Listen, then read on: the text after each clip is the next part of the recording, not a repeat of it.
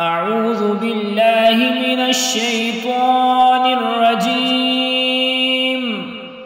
بسم الله الرحمن الرحيم. قل أعوذ برب الناس، ملك الناس، إله الناس، من شر الوسواس الخناس الذي يوسوس في صدور الناس من الجنة والناس. أعوذ بالله من الشيطان الرجيم. بسم الله الرحمن الرحيم.